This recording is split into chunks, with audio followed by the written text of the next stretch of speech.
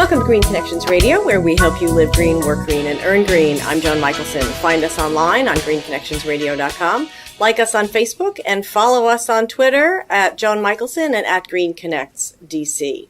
Over the past 10 to 20 years in particular, one of the top missions of the Defense Department has been to reduce energy dependence and address climate change and increase energy security. These are the same issues that we face in the private sector, in our own homes, in businesses. We have buildings, we have homes, they have buildings, they have homes. Today, we're privileged to talk to the point person who is in charge of making sure that the U.S. Army meets its energy and environment goals, the Honorable Katherine Hammack, Assistant Secretary of the Army for Installations, Energy, and Environment. And we're also privileged to be here at the Pentagon at her headquarters. Secretary Hammack has spent her entire career in energy and sustainability, mostly in the private sector with Ernst & Young and Arizona's largest electric utility, and President Obama appointed her as Assistant Secretary of the Army in 2010. She's also a mechanical engineer, which is very cool, with an MBA, and I'm sure they both serve her quite well in managing the energy issues of the Army installations worldwide. Welcome to Green Connections. Thank you, Joan. I'm delighted to talk with you. Thank you. So I'm going to start with a few factoids that caught my attention, and then you can correct me if any of these are incorrect, frankly, but I think these are correct. The Defense Department is the largest energy consumer on the planet, and the Army is the largest energy consumer in the federal government. The Army manages over 1 billion, that's with a B, square feet of building space. The Army has over 100,000 homes on bases used by over 2.2 million soldiers, families, and civilians, or as you stated in the Army Technology magazine last year, the equivalent of 152 small cities. That's kind of mind-boggling. Over 70 to 80% of ground resupply convoys are water and energy. And that, of course, puts our men and women in harm's way and also reduces productivity. In 2012, fiscal year 2012, the Army spent $4.8 billion on energy in the U.S. and overseas. As a result, energy obviously is a national security issue, including that Army personnel are in harm's way every time they have to transport fuel to these bases. And that's true when we are in theater or conflict theater. And it's interesting to note that in 2014, our energy costs came down to about $2.3 billion. But what's interesting is our energy costs are entirely dependent upon whatever the fight is that we're engaged in. So when we were engaged in both Iraq and Afghanistan, our liquid fuel costs were higher, our liquid fuel consumption was higher, but we still had the same number of permanent bases here in the United States. It was higher because of getting them over there. Getting them over there and then distributing them in theater, and that's the issue when we talk about convoys, because once it enters country, we distribute it to central hubs. And then from those central hubs, we have to redistribute it to the medium-sized bases and then out to the forward operating bases. Well, thank you. That's actually a perfect segue. To reduce that, you announced in 2011, not long after you arrived at the Pentagon, in fact, the Net Zero Initiative, which I find completely fascinating. I mean, the idea of reducing the installation's use of energy and water to, in effect, net zero, and reducing waste in landfills to net zero seems kind of impossible. How are you defining an effective rate of zero? It's bringing everything into balance. So when we talk about net zero energy, first you reduce your energy consumption. And so when you've reduced your consumption as much as possible by being more efficient, then you look at offsetting the energy you consume by producing energy on site, primarily through renewable energy, whether it's solar, wind, biomass, geothermal, or even hydroelectric. So net zero energy is really focused on getting our energy use in balance so our installations are more resilient. And net zero water is the same thing, getting our water consumption into balance, because the aquifer that we draw water from is also shared with the community. And so when we get our water consumption in balance, we are using water as many times as we can, the same water, before we re-inject it back into the same aquifer that we withdrew it from. So you're not depleting the water level. But water and energy are very linked together, because when you reduce your water consumption, you're reducing energy consumption. It takes energy to pump, treat, distribute, collect, and then retreat water. And that's 5 different energy steps there. So when you reduce your water consumption, you are then reducing your energy consumption at the same time. And vice versa. Absolutely. So net zero energy and net zero water are very closely linked. Net zero waste, a lot of people don't understand, but when you have a solid waste stream, there's resource value in it. There's resource value in metals. There's resource value in plastics. There's resource value in wood. It can all be reused for another purpose before you put it to final disposal. And so we've had some waste to energy companies come and look at our bases and say, stop recycling as much. We need those plastic water bottles or wooden pallets or other materials in the waste stream because they have a high BTU content and make more energy. Wow. But that's not really what we want to do. We want to increase our recycling and reduce our waste stream. Yeah. So that last little bit is waste energy or landfill. Because there's companies that have started up in business with the whole business plan is mining landfills. And so the question is, what do we want our generation to be known for?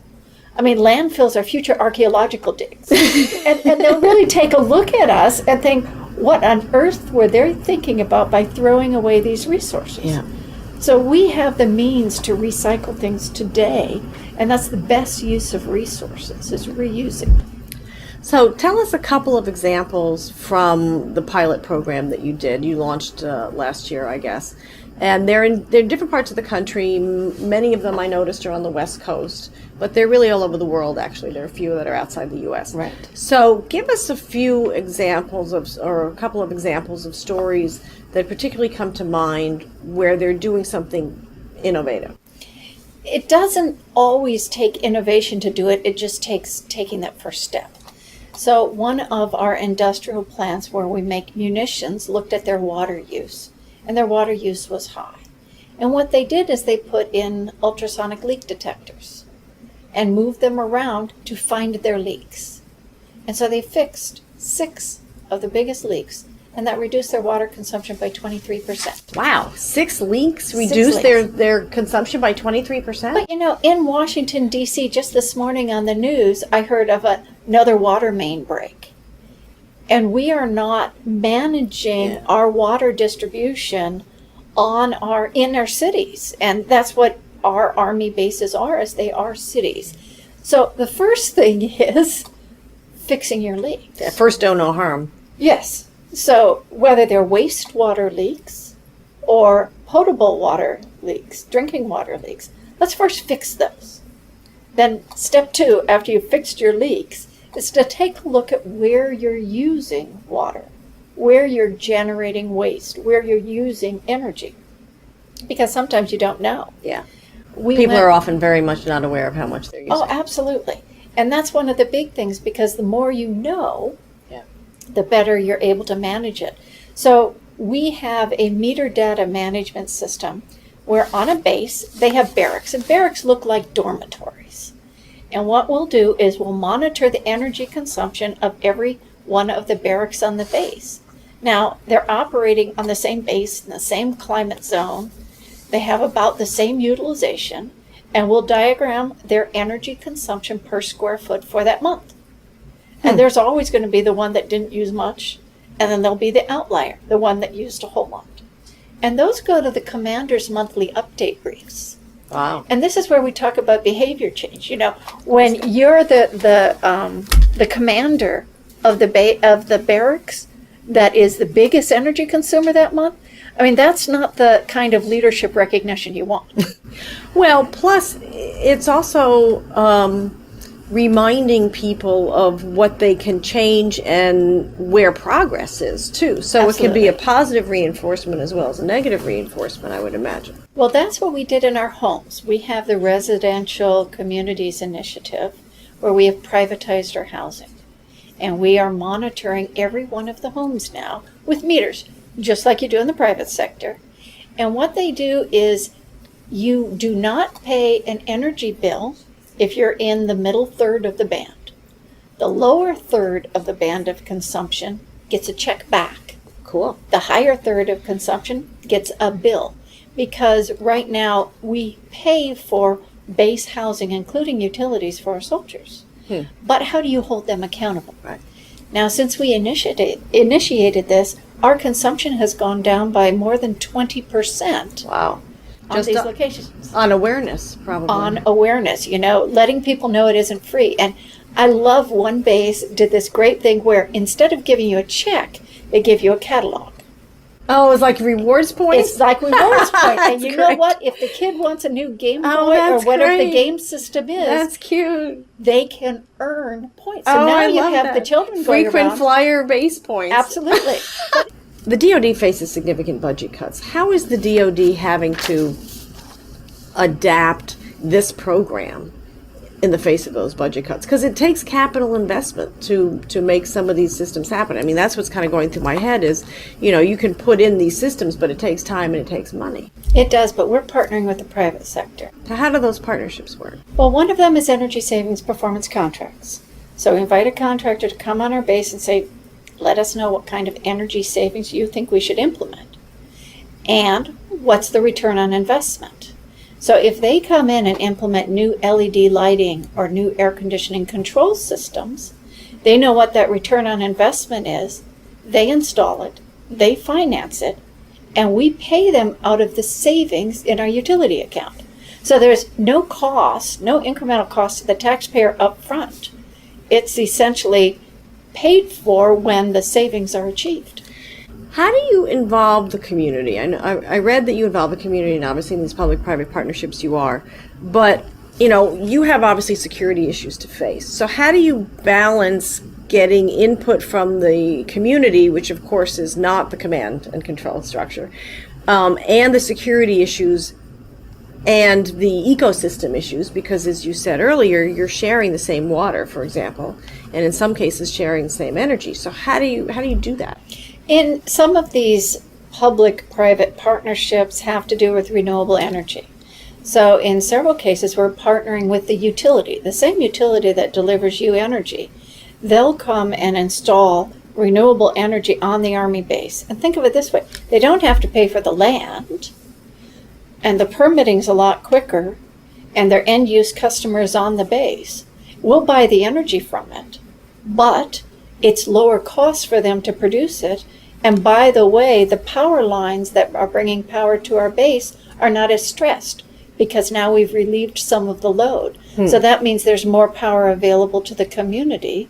And maybe it'll be a longer period of time before they have to replace that infrastructure because there's less stress and strain on it. So we're partnering with the private sector and the public sector on renewable energy. What are the lessons? Every business has, every community has businesses or universities that have multiple locations or giant campuses. What can the private sector actually learn from this? One of the biggest things is to focus on your core competencies.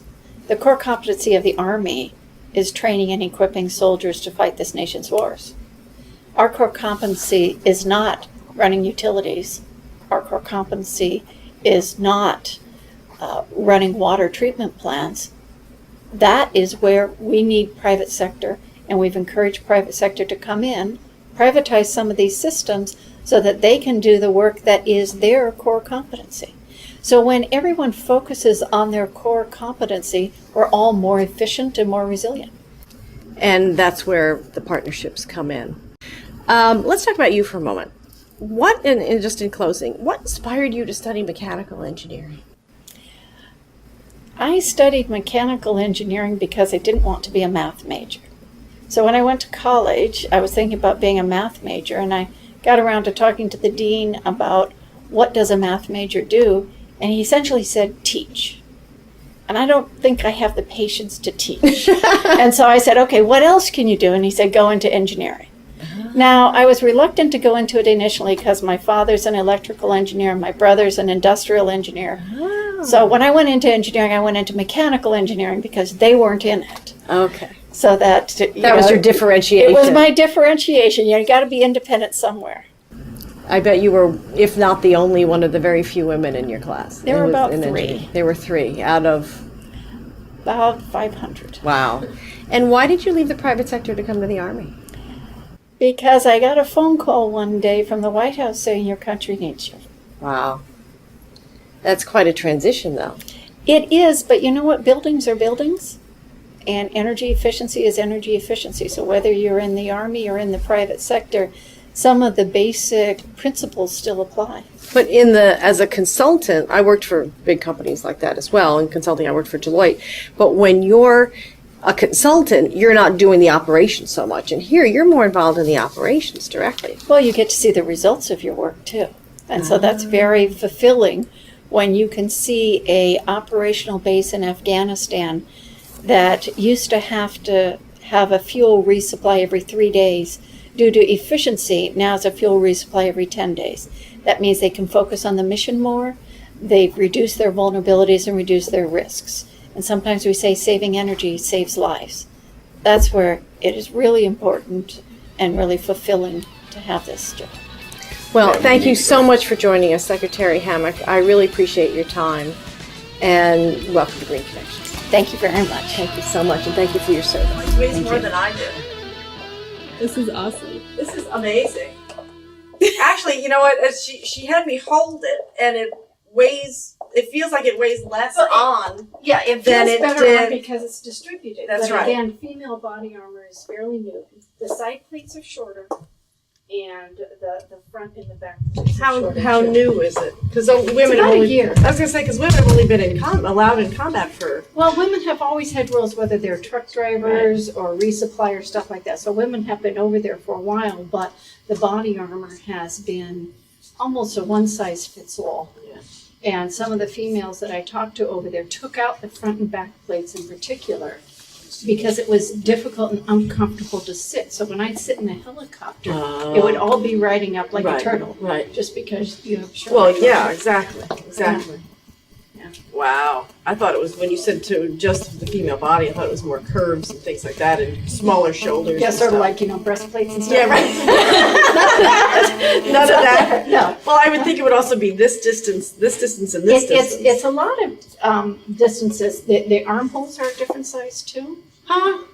Well, there's a couple of things, but I like it. It's way more comfortable than the first ones. Oh, it's way cool. I love this. Thank you for doing this.